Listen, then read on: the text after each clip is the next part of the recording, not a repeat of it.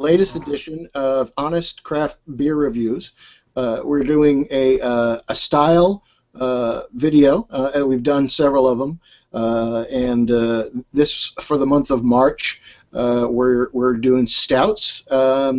Actually, you think of St. Patrick's Day and you think of stout, so that was the natural inclination was to do those this month. Today's a special day for another reason, though, because it's the 27th of March, and on this date in 1942, Michael Jackson was born, the beer hunter. If you're familiar with Jackson, then you're probably familiar with beer because the two go hand in hand. He really was responsible for building an awareness that there are styles of beer. Certainly, people knew that there were stouts and porters and pilsners and many various types of beer, but they didn't think of it the same way they did different types of wine. And Jackson really, he literally wrote the book on beer style. And in fact, I have a copy of it right here, and this is Michael Jackson's Beer Companion. This is probably the best book that he wrote, and that's really saying something because World Guide to Beer was groundbreaking. That was a fantastic book that he wrote in the 70s. The Great Beers of Belgium, that is a wonderful read. If you want to learn about Belgian beer, you ought to do that. But in this book that he wrote, I think he wrote this in the 80s. The Beer Companion might have been early 90s. He actually did more to break beer down by style than he ever had before. Each chapter here is a different style of beer, and although I don't like to in these videos read from a book, nobody likes to watch somebody reading from a book on a video. I'm going to do a little bit of that here because it's Jackson's birthday and because really nobody can talk beer better than Jackson did. Certainly in these videos we've liked to we have liked to give some background on the style, and then various members of the panel like to discuss a little bit of their awareness of the style, their experience. Today we'll talk about Jackson and beer, and we go on from there. So before I go any further, what I'm going to do is go around the horn and let you know who we have on the line. Of course, I'm John Starodemski. We also have, and I'm going to go in order of how I see them on the bottom of the screen. I've got Tom, the Beer Whisperer, Mulvihill. Tom, can you tell us where you are? I am at the International Wine Center in Springfield, Missouri. This is one of those, it's a relatively new concept here in this city, the state, of the liquor store slash bar. It's a liquor store, but you can't get beer by the glass here. So I don't know if you want to know what I'm drinking tonight yet, but I've got three actually. I went with the Classic Guinness. I picked this location because they did have 3 stouts on tap. I got the Classic Guinness, a 16-ounce pour for $3. A pint of the Four Hands peanut butter chocolate milk stout, which was a 16-ounce pour for $4, and the Perennial 17 chocolate mint stout, which was they say a 10-ounce pour for $6, but I think she poured me heavy. All right, and next we have Dave Coulter. Dave is the beer professor, and along with Tom, Dave is he's part of the triumvirate of beer reviewers that I regard most highly in the universe. So we got 2 out of the 3 of the best, I think, in Tom and Dave. Dave, how's it going? Everything's fantastic here in Cleveland. We got some snow today here in Cleveland, believe it or not. The end of March, isn't that something? Awesome. Jeez, I don't know. But we have good beer. We always have good beer at hand. No trouble. If you're going to get snowed in with good beer. That's what I always say. Absolutely. And then last but not least, we have Scott White. As I often say on these videos, Scott is my Sam Adams brother from another mother. He's the only guy I know that is enthusiastic about Boston beer as I am, and Scott is a great guy. Scott, take it away. Hey, thanks, John. As you said, Scott White, I represent Beer Geek Beer Reviews, and today I decided to come with a plethora of our subject. I wanted to represent the style, wide range and variety of it that there is. But today I thought, celebrating Michael Jackson's birthday, I wanted to do a big beer. So with that, I'll let people know that I decided to go with Hoppin' Frog's Doris. It's a double stout that has been barrel aged in whiskey barrels. All right, that sounds delicious. I've got a few here myself. I'm going to reveal them shortly. But first, as I said earlier, we like to talk about a little history of the style, and I'm going to do that quickly. Again, I don't think there's, if you really want to learn style, this is one of the best books to do it with, Beer Companion. What I'm actually going to do here before I'm going to read a little bit, just really Jackson's introduction. He does a chapter on porters and stouts, and you might think, well, sure, you know, the two are similar, and people often think that, or actually even confuse the two. Sometimes the lines are blurred between them. However, Jackson he lumps them together for a good reason, because stout evolved from porter. Without porter, we wouldn't have had stout. And I'm just going to read a little bit of the very beginning here. And Jackson says, porters and stouts are very dark brews, almost black, with a highly toasted or roasted taste. The malts used, and sometimes raw barleys, are kilned to a darkness resembling that of almost burnt toast or roasted like cocoa beans or coffee. These were originally London styles and later came to be strongly associated with Ireland. The classic examples are made with top fermenting yeast of the type used in ales. To the roasty flavors, an ale yeast will add fruitiness. Porter was originally the dominant term, although the description stout was also used colloquially from the earliest days. In the heyday of porter, a single brewer would make several gravities and strengths, and the fuller-bodied, stouter examples seem gradually have to become a style in their own right, and that is really the origin of stout right there. Today, if a brewery uses both designations to describe different beers, its porters will always be lighter in body, though not necessarily lower in strength. So I could go on. There's a lot of great stuff in here, but do yourself a favor, get the book and read it. I will give a little bit of the background on stout that Jackson talks about. Now, he traces stout to porter. The porters of London, in which there was probably Jackson references around late 18th century, about the time just before Arthur Guinness founded his brewery or bought the brewery in Ireland in 1759. But he talks about really a Brettanomyces character in porters of the day. And according to Jackson, it was because the large brewers would brew huge quantities of porter. They'd keep it on hand in the brewery, and the wild Brettanomyces yeast would actually it would get into the beer and add its own particular character. And it added an acetic dryness, and that led to that famous quality in Guinness Stout, the acidity. So Guinness, if you buy a can of Guinness or a bottle of Guinness today, you'll usually see 1759 on there. That's when Guinness started the brewery, but of course it was a little bit later that he moved into porters and eventually into only porters and then stouts as well. When they only did porters, they did several versions, including an extra stout porter, and really those were the origins of Guinness for an extra stout, and what eventually the beers became stronger and the porter got dropped and we had stout. So today we have lots of different kinds of stout. Of course, the dry stouts were the stouts that were brewed historically in Ireland. Guinness, Beamish, Murphy's, but Guinness is the biggest and most well-known producer. The use of black patent malts developed from better roasting techniques. So they learned to roast the beans instead of just putting them in a kiln and letting them sit there and burn. They use rotating drums, much like coffee and chocolate. And in fact, stouts often will give you a flavor. So you'll get coffee flavors, you'll get chocolate flavors.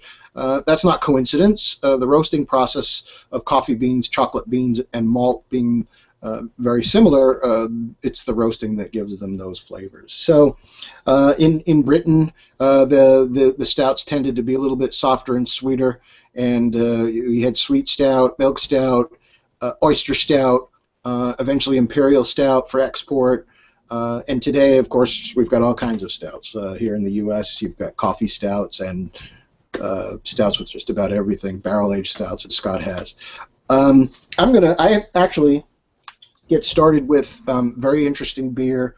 I have three of them because I couldn't decide, so I said, the heck with it, I'll drink all three. And they actually have a progression, and I'm going to try to not take too long to give the other guys time to talk. But the first is a Brooklyn beer, and I got this today from Stouts Growlers. And they just tapped it. It's part of the Brooklyn Brewmasters Reserve Series. And it's actually a porter. It's not a stout. So you're saying, well, what the heck are you doing? This is supposed to be about stouts. But this is a Brettanomyces porter.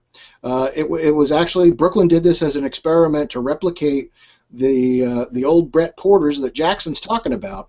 And they just happened to do it in time for, for MJ's birthday and this video. So it worked out perfectly. And I took a sip earlier in the beer. It's chocolatey. It has a little bit of funky Brettanomyces yeast character that's sometimes described as a horse blanket. Never eaten a horse blanket, but I've smelled them, and I get the metaphor to a degree. But it also has that dryness too. That eventually is what Guinness really glommed onto and became a hallmark there. So this is if you happen to see this, it's a one-off. It is I got the growler, which is kind of cool because it's a lot like the in the early days of porter, they probably might have enjoyed a pint at the pub and maybe lugged a jug home from the. Next, of course, I couldn't really resist Guinness. This is the pub draft Guinness, and really it's kind of a great segue from the porter, because Guinness really as I just said, took that dryness and made it the definitive character. This is just it's a great beer. This is the real stuff from Ireland, bottled Guinness, because it's made in Canada, and nothing wrong with that. But I wanted to stick to the classic stuff, and that delicious chocolatiness, the dry character in the finish, a slight sourness. It's a great stout. I poured this a little while ago just to get ready for the video, and it still has a pretty decent head. So the neat thing about the pub draft is the carbonation it imparts. So finally,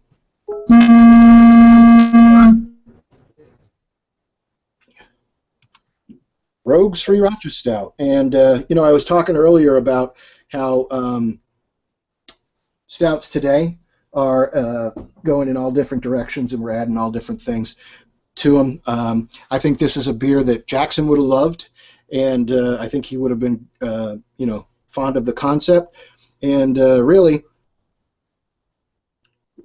it's really an interesting beer because it's chocolatey, it's roasty, it's got sriracha. You get garlic in the nose. It's just like if you sniff a bottle of sriracha sauce, what I always get in the nose is the garlic more than anything else. And then you get the heat from the pepper when you eat it. And the beer is like this too. It reminds me of a Lindt chocolate chili bar too, because the chocolate in the beer really goes nicely with the heat. It's not overly spiced, but it really works well together. You wouldn't think garlic in a beer would work as well as this does, but it's delicious. So those are my tributes to Stout and to Michael Jackson. And I've talked enough, and I'm gonna let Tom go from here.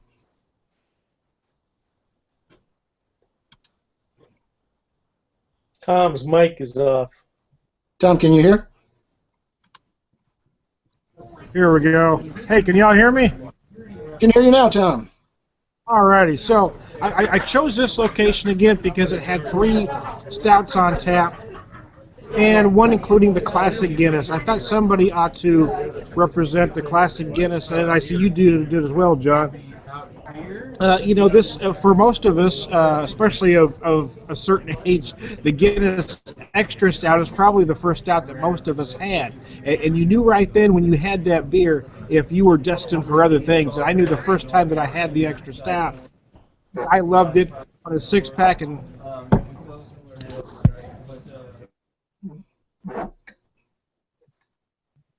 Tom is having technical difficulties.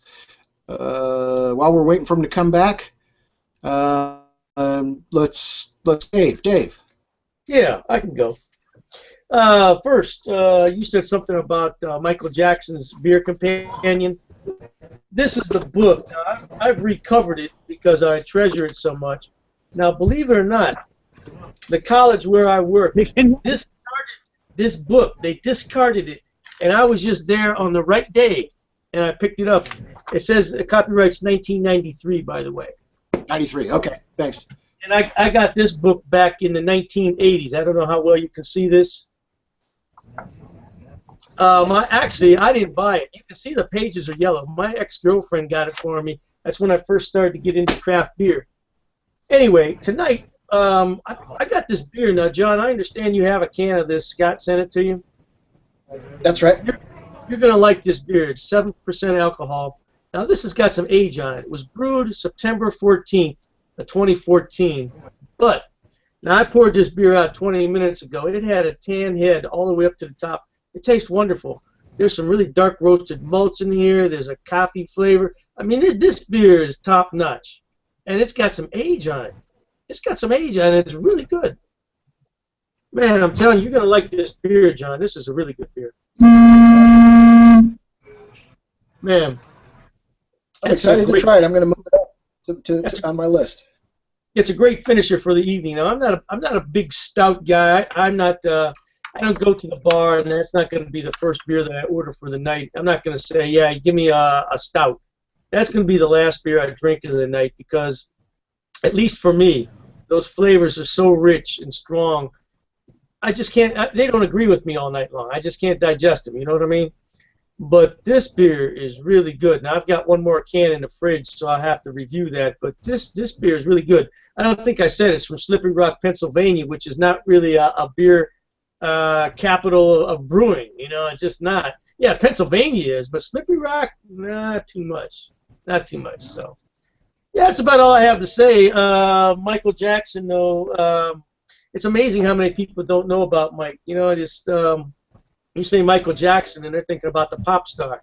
I think it's just a generational. It's just a generational thing, you know. It's yeah. So if you had to peg that stout, what does it say? What type of stout it is? Does it seem like a dry stout or a milk stout or? It says it's a West Coast style stout, whatever that means. Yeah. West Coast. Yeah, that's all it says here. That's a new one. Somebody's making stuff. Yeah, I think I agree with what Tom just said. They're making stuff up. It's called the Buck Snort Stout. Buck Snort. Oh, by the way, I like to get my 2 cents in every chance I get. A certain female reviewer on YouTube, no names now, no names, would say that this has lovely plum and raisin flavors. Oh my God. Okay, that's all I got to say. I'm done. Scott, did you hear that? That's yeah, Tom. Yeah, Tom. Yeah, Tom. Look. Oh, holy Moses! All right. Well, Tom, I guess I had some difficulties. Look like they're straightened out. So we're back to you. Well, yeah, we all know about the Guinness, so I'll move along just in case. I do have other technical difficulties today. I ordered 2 here, 3 total. This is the Forehand, the St. Louis brewery. This is their peanut butter chocolate milk stout. I had it on bottle a while back, but it's the first time I had it on tap. It's beautiful. I've had 3 peanut butter chocolate stouts. This one is my favorite because it doesn't come off sweet. The other 2 came off a little sweeter. This one also feels, the peanut butter also tastes more natural. The other one, I'm going to try to go quickly here, is Perennial Artisan out of St. Louis area. This is one of the big kind of darling craft breweries at the moment. They're very popular. This is their 17 stout. It's basically a chocolate mint stout, and it on the nose is chocolate and mint. Damn, the flavor it's like a big, rich, decadent, dark chocolate mint. It's just beautiful. I don't know that you could drink a beer like this all I don't know if you can drink a beer like this all night long. It's pretty much a one and done. It would be for me, but you could tell it's crafted beautifully. All three of these, and again, I'll go back to the classic Guinness one last time. I mean, you know, as much as beer geeks like to trash this beer these days, I think there's no denying that this is the classic stout, and this is where they all come from. Here, and every stout out there came from this. Well, I I'll agree. pass it back. I don't understand that. How can you trash Guinness? It was good beer when good beer wasn't cool. Of course, the Europeans didn't go through. Some European countries went through Prohibition, but not like we did here in America, and the other factors that really killed our brewing industry and distilled it into mass market bland lagers. But I'm going to ask you about that. So that peppermint stout. Now, I've never been able to get my hands on a craft brewery version, but my good buddy John Smith was kind enough to send me a homebrewed peppermint chocolate stout that he did, and I thought it was fantastic. The mint really permeated the beer, and it was. Yeah. Is that what you get, or? Yeah, I get, you know, it's like eating that mint. I mean, the first thing you get is that dark chocolate, and then you get that mint all the way through. But that first bite is always chocolate, then you feel mint all the way through it. But it's not heavy. It never becomes cloying or overwhelming. It's probably a one-and-done dessert beer, but I don't think it's going to get cloying before your glass or your bottle is gone. Sounds great. Sounds great. All right. Well, we'll move on to Scott White, who is waiting in the on deck circle. Scott, take it away. All right. For me, like I said, I wanted to come correct with a variety. You know, some of these I have tried, some of them I've never had yet, and they're just waiting on deck. Now, like you said, John, there is a wide variety of stouts that we have here. Especially in the United States, I mean, everybody wants to come up with the next big thing, especially when it comes to stouts. In my opinion, there's only so much that you can do with them, but at the same time, what they have done with them, it has been amazing. Number one, top it off, these are some of the best barrel-aged beers that you could possibly have. I mean, I've had some in whiskey barrels, I've had some in like rum barrels, I've had some in just about almost every liqueur barrel that you can possibly get them in. And, you know, just to represent some more here, of course, you know about the Samuel Adams, the 13th Hour Stout. This is a blend of what they're trying to do as a Belgian-style stout. And, you know, kind of like with what you were saying and Michael Jackson was saying at the time, it was like they had the Brettanomyces into the beer. Well, I don't know exactly the Belgian style of yeast that they use, but it worked out perfectly for that beer. As we go on through this, I mean, I also had represent the famed Dark Lord, that is like such an amazing beer. We keep going on, and then we come to like people like Stone. I have a Stone Stout back there from 2012. I'll probably give it a few more years of aging and probably drink that one. But one that has been represented is their freaking, how do I want to say this? Stone's freaking Wheat and Whoop Stout. It was a trifecta of people coming together and brewing a stout that was brewed with wheat. It was made into a stout, and I believe they also used some kind of nuts in here as well, and there was an abundance of hops. I mean, they do milk stouts. We have, again, barrel-aged stouts, Russian Imperial stouts as your regular. We have, again, just a regular normal stout. And I do have to represent one of my favorite, even a holiday version, is a gingerbread stout. So, I mean, with what we have as an availability, I mean, it's a never-ending category of great craft beer. And for me, with this one, I mean, you're definitely right. You get that chocolate. You get the kind of coffee flavors that are going on here. Being that this beer has been barrel aged and it is coming in at a whopping 10.5% alcohol by volume, and it has 70 IBUs. I mean, you're still not really getting any of the IBUs. They're kind of masked, but you're still getting, with the barrel flavors, you're getting a little bit of a vanilla flavor going on there before you're getting hit with a kind of like an Irish whiskey almost to this. I don't know what barrels that they did them in, but I tend to get like almost like a dry Irish whiskey to this, but I'll have to find out more. This brewery is only like 35 minutes away from my front door, so I just call them up or just go down there. Lucky you. You brought up the 13th Hour from Sam Adams. I think that I love that beer. I think that's fantastic. Isn't that they brew that with, is it Cosmos Funk or something like that? Is the name of the yeast drink? Motherfucker. That's it. Yeah, Cosmos. Yeah. Yeah, I found that was great.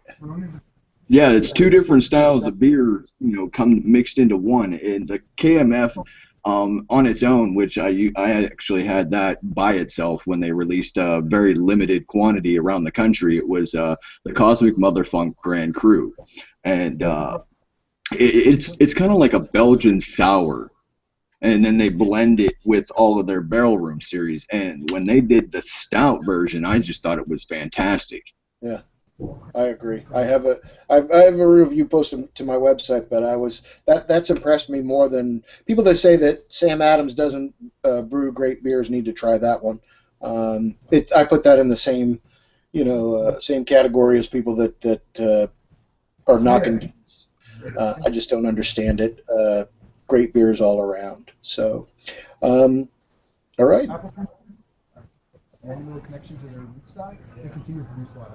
Well, that actually was a great segue. I think at least talking about Jackson, we actually had Tony Sampson popping in and out. I don't know. It looks like he's having some technical difficulties.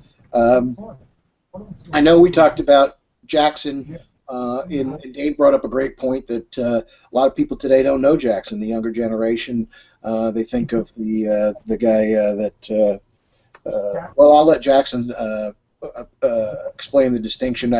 Many years ago, in the '90s, good old Red Rooster and I went down to Jacob Marley's Tavern in Orange, Connecticut, and it was for a beer dinner. And Jackson was there. He was, of course, the guest of honor, keynote speaker. And he introduced himself by basically he just said that he didn't drink Pepsi and he didn't have a fondness for small boys. So that's the Jackson we know versus the Jackson most people know. But a lot of people unfortunately don't know him today. So Tony was going to give us a perspective of he's pretty new to drinking beer. He's a young guy. I think he's maybe 21 or 22. But I gave him a challenge, and I told him if you want to learn about beer, read Jackson or go see a video. You can go on YouTube and see the Beer Hunter videos. And so many people, I've said that to other people of varying degrees of beer experience that don't know Jackson, and they don't do it. And this guy, he took. I threw down the mantle, and he took it up, and he went out and bought a book. And I was hoping to get his impressions from somebody that had never read him, but it looks like he's not able to get back into the call. But the amazing thing about Jackson is that I like to go back and reread Beer Companion. I've got his other books. And it's like every time I read him, I learn something new all over again. So as much as I think I know about beer, or anybody thinks they do, you can always learn something new from reading Michael Jackson. It just amazes me today how much the guy was a walking beer encyclopedia. Of course, that's all he did was go to breweries and get flown all over the world by breweries and drink beer and write about it. So I guess you're going to pick something up. But all right, well, I'm going to open it up to discussion. Anybody wants to take the floor? Talk about Stouts. Talk about Jackson. Anything else? Be my guest. Hey guys, I'm going to take off because I'm going to watch this basketball game. But it was good chatting with everybody. Dave, thanks. Always good to have you. The videos are 10 times better when you're on board. So thanks for joining. Thank you much. All right, look forward to talking to you guys soon. Take care. Take care, Dave. Thanks. Hey, John, can I jump in real fast? Sure can. Okay, hey, come over here, Eric, if you don't mind. Sure. This is Eric. He's the beer guy here at the Brown Derby National Wine Center. You guys have heard me talk about when I've done some videos here. So this is the guy that you know I come in. I ask him what's new, and he gives me the best answer. yeah. Yes, he does. Eric, we're going to put you on the spot. What do you know about Michael Jackson? The beer writer? Yes. What do He's a legend. He So you know inspired me a lot. You know today's his birthday, right? Oh, I didn't know that.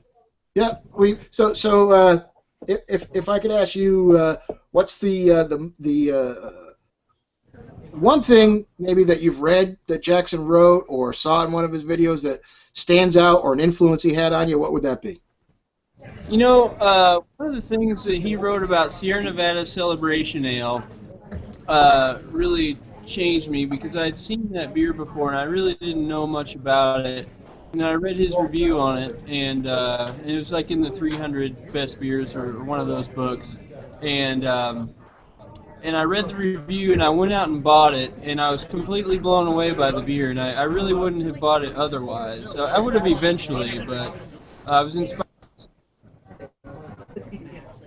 All right. And I like the way he could make regular, simple, like Bellhaven wee heavy, and he could write about it in a way that made it sound so great, that it showed me that any beer can be great. It's in the eyes of the beer holder. That's right. That's nice. Beautiful. That's awesome. That's great. That's a great tribute to him, and I thank you for that. Thank you. For a youngster, huh? Well, I've been a while. He has, yeah. So, cool. I didn't know today was his birthday. He's definitely, when I was getting into beer, I bought several of his books and enjoyed them a lot. They helped me along my way quite a bit. Because we think everybody should read a little Jackson. As much as you think about, I don't know if you heard it, I was just talking about, as much as you think you know about beer, you can always learn more from Michael Jackson. So. Yeah, they said he forgot more about beer than most people ever know. And well, thank you. Appreciate it. So, yeah. Well, thanks, guys. Yeah. Hey, thanks, Eric. I appreciate you coming out here. Yeah, sure. Hey, this guy is incredibly knowledgeable. He'll bring in new stuff. The beer department's gone crazy since he took it. So. Fantastic. Well, I really like the tribute. Off the cuff, we put him on the spot, and good job. I was talking with him before we started, and I really wanted to introduce him on here. And I think what he said about Jackson's writing. So when I met him, and I met him a few times in my life, but the beer dinner that we went to in Orange, Connecticut was really the best. That's probably the peak moment of my beer drinking career, I think, and Red will tell you the same. I think because we got to hang out with him and just shoot, to use a colloquialism, just to shoot the shit. And the beer dinner was a bunch of people from the industry. A lot of them had been sent there by their employer because they wanted them to learn about beer because it was becoming popular in the 90s, and a lot of them left. As soon as it was over, they made a beeline, they were out of there. And so we went in the back, and we were like, okay, yeah, we were pretty much sycophants. We were like, it's Jackson. But the guy he sat down for probably an hour and a half, and it was like, Tom, it was like, we're talking now. Scott, it's like a conversation that we might have off the cuff. I mean, the guy he was like a normal guy. You're sitting down, you're having a beer with him, and the great thing was that he was as interested in what you had to say, as you were in what he had to say. He really was, and I think that's something that he really could have been. Hey, I'm Michael Jackson. Who the hell are you? But no, that's not the way he was. He was really a personable guy. So that was great. I really appreciated that. Tony, can you hear me? I see you back in. It's coming in and out, yeah. Yeah. Poor guys. Technical difficulty.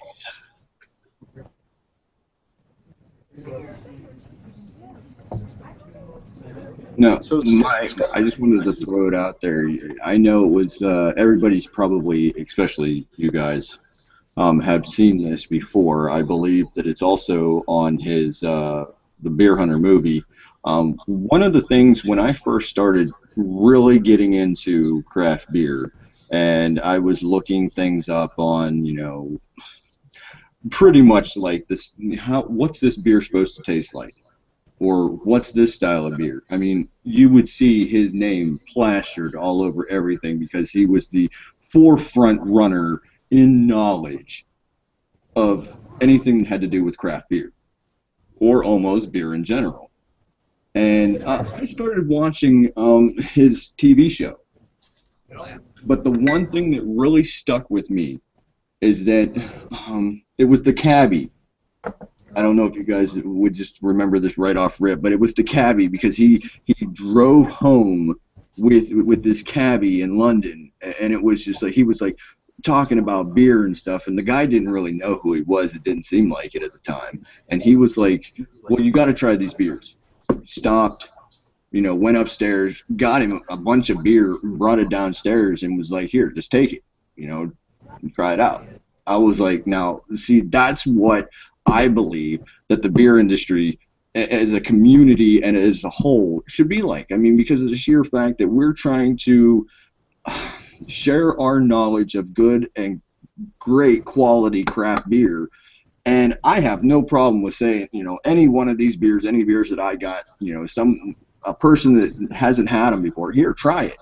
Tell me what you think of it. I want to know because of the fact that I may or may not have already had it, and even if I did, I want to know other people's views of it. So he taught me in my views as a beer drinker to not only, give my thoughts and theories on beer, but also, hey, it's just beer. Share it with the world. Share it. Give it to people. Get it out there. Get their input on it as well. Not only will that make you a better, knowledgeable person on, what you have already had, now you know what somebody else's palate is telling you. exactly. And that was the Beer Hunter the movie. Kudos to John Richards for doing that. I mean, he caught all those moments, and they really showed Jackson the way he was. I'll tell you, I remember, of course, the first time that I saw the Beer Hunter, the documentary series from Discovery. And of course, I've been reading Jackson, but I didn't know the Beer Hunter was coming, and I was sitting in a car at work. This was '89, and I think it came out August of '89.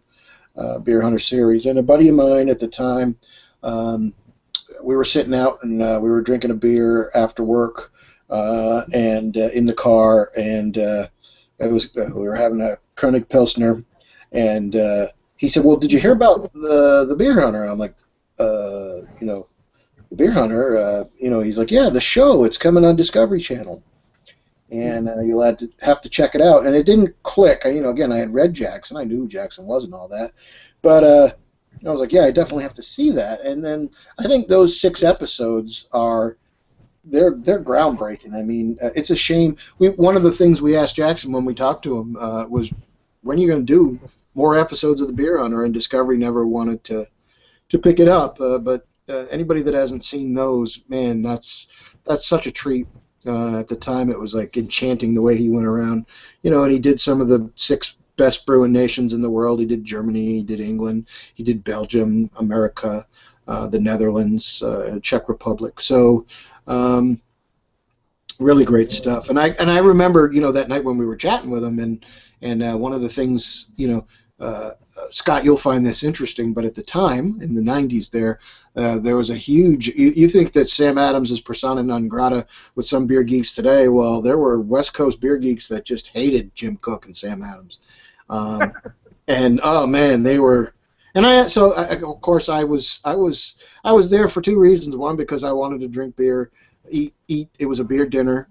Every course was paired with a beer, all German beers. And, but most importantly, I wanted to see Jackson. But I was also there for Yankee Brew News because I was there to write about it. And I asked him about Cook. I asked him what he thought, and he just had nothing but praise for the guy and the importance of Jim Cook and Sam Adams in the American beer movement. But I was one of the things I always remember. And this is where I say that Jackson was he was always interested in what you had to say about it. Today I go to Taco Mac all the time, which is a multi-tap. In those days, I used to go to the Muse Tavern down in Wakefield, Rhode Island, and they have like 50 taps, and the Sunset Tap and Grill up in Boston, and they had over 100. And Jackson had been to the Sunset several times, but he was fascinated with the idea of a multi-tap because it wasn't really something that was a uniquely American thing. I mean, you could go around the world and there were certain bars that had maybe 10 taps or 20 or whatever, but these places with 100, he had loads of questions about, well, what do they do? How do they rotate the beer fast enough? What do they do if the kegs get stale?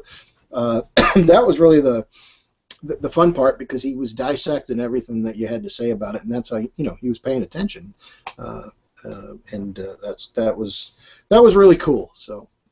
Right, but at the same time, I mean, I applaud him asking those questions because there are a lot of places where you can go to get beer and they don't pay attention. They don't take care of their tap systems. They don't clean their lines. They don't rotate fast enough. Expiration dates on the kegs can go really quick depending on, if they're not paying attention. Absolutely. So we've all been to a bar and got stuck with stale beer. So yeah. Yeah, and that was.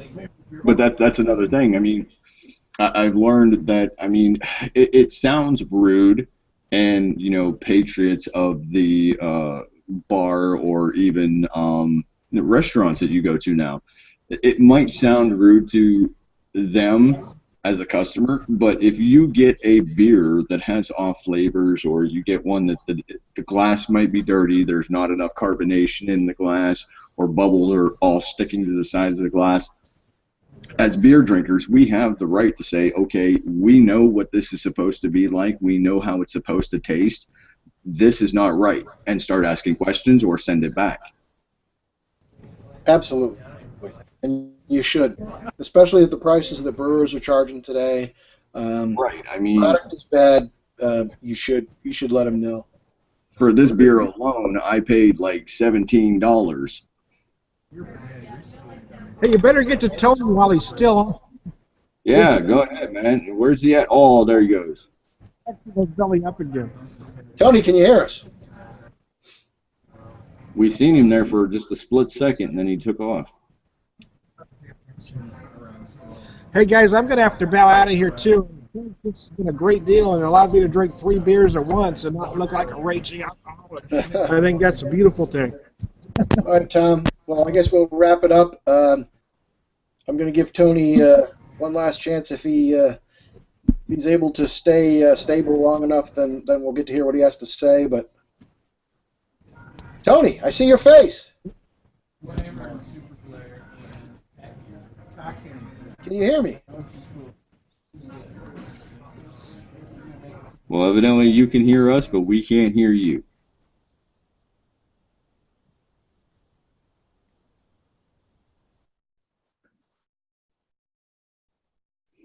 Tony's still having technical difficulties.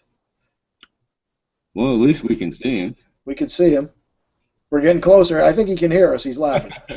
He can.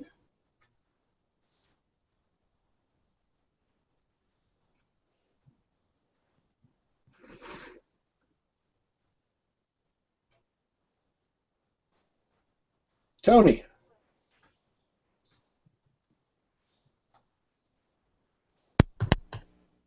I hear some clicks. Starting to hear something. Clicks and pops. Sorry, I can't find the answer to the question I heard. That's my Amazon Echo in the background. Well, it don't understand the click and pops either. No. Tony, are you able to correct your audio? No? No. Well, we thank you for trying to join. I do appreciate the the effort that you made. You know, it separates you from the pack, picking up a Jackson book. Kudos to you for that. What do you got there? What does he have? Let me bring him up. Okay, I see. Oh, Milkman. Milkman. Is it good? Thumbs up, thumbs down? Thumbs up. All right. Well, Nice. how about the Jackson book? What did you think? Thumbs up, thumbs down? All right. Okay. All right. Well, I think we're going to call it a. Yeah, there he is. He's got the book. And Nice. again, separates you from the pack. Too many people are just not willing to read Jackson and learn something about beer, but Tony is he's definitely different from the rest of them, and I salute him for that. So I think we're gonna at this junction we're gonna call it a wrap. Thanks for watching. We will be back next month in April with Box. They are a style usually associated with February and March, so we're not too far out of season with those. It happens to be my favorite style, but it's a classic German style of beer. It's one of the beers I think they do best, and we'll be back with some great examples of that. So Tony, Scott, Dave, Tom, thanks everybody, and cheers.